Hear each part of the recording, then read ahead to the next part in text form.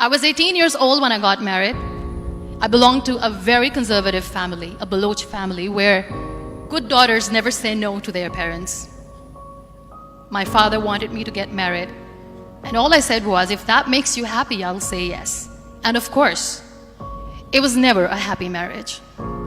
Just about after 2 years of getting married, I met a car accident. Somehow my husband fell asleep and the car fell in the ditch. He managed to jump out, saved himself. I'm happy for him. But I stayed inside the car and I sustained a lot of injuries. The list is a bit long. Radius ulna of my right arm were fractured. The wrist was fractured. Shoulder bone and collarbone were fractured.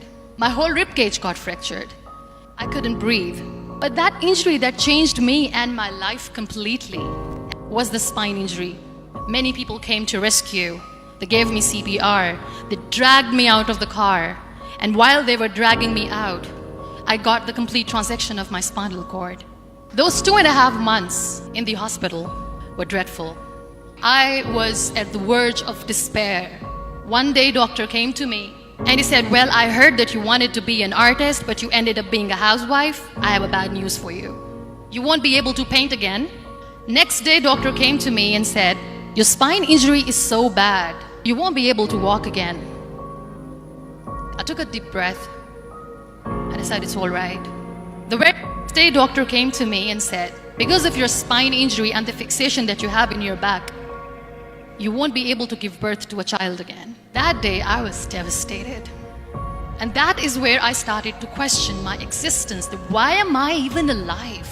One day, I asked my brothers, I know I have a deformed hand, but I'm tired of looking at these white walls in the hospital and wearing these white scrubs. Bring me some colors, bring me some small canvas. I want to paint.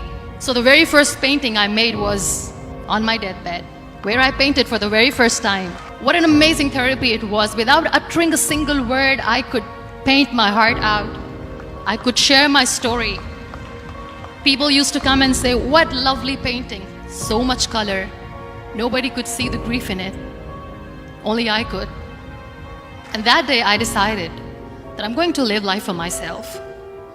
I am not going to be that perfect person for someone. I am just going to take this moment and I will make it perfect for myself. That I'm going to fight my fears. I wrote down one by one all those fears, and I decided that I'm going to overcome these fears one at a time. You know what was my biggest fear? Divorce. But the day I decided that this is nothing but my fear, I liberated myself by setting him free. And I made myself emotionally so strong that the day I got the news that he's getting married, I sent him a text that I'm so happy for you and I wish you all the best. And he knows that I pray for him today. Number 2 was, I won't be able to be a mother again. And that was quite devastating for me. But then I realized there are so many children in the world, all they want is acceptance. So there is no point of crying, just go and adopt one. And that's what I did.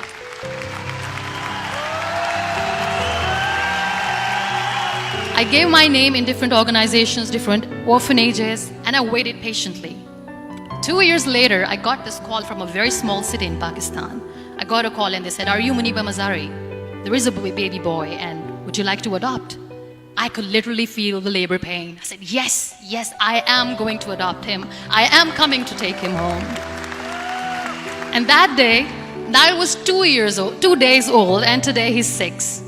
You know, when you end up being on the wheelchair, what's the most painful thing? People think that they will not be accepted by the people because we, in the world of perfect people, are imperfects. So I decided to appear more in public. I started to paint. I have done a lot of modeling campaigns. I decided that I'm going to join the national TV of Pakistan as an anchor person, and now I speak for the rights of women, children. I was featured in BBC 100 Women for 2015. I'm one of the Forbes 30 under 30 for 2016. So when you accept yourself the way you are, the world recognizes you. It all starts from within. We have this amazing fantasy about life. This is how things should work. This is my plan. It should go as per my plan. If that doesn't happen, we give up. I never wanted to be on the wheelchair. Never thought of being on the wheelchair. This life is a test and a trial, and tests are never supposed to be easy. So when you are expecting ease from life, and life gives you lemons, then you make the lemonade, and then do not blame life for that. It is okay to be scared. It is okay to cry. Everything is okay, but giving up should not be an option. They always say that failure is not an option. Failure should be an option, because when you fail, you get up, and then you fail, and then you get up, and that keeps you going. That's how humans are strong. Don't die before you're dead. We all die. Embrace each and every breath that you are taking. Celebrate your life. Live it. Be kind to yourself, and only then you can be kind to others. Real happiness lies. Gratitude. So be grateful, be alive, and live every moment. Thank you so much, everyone.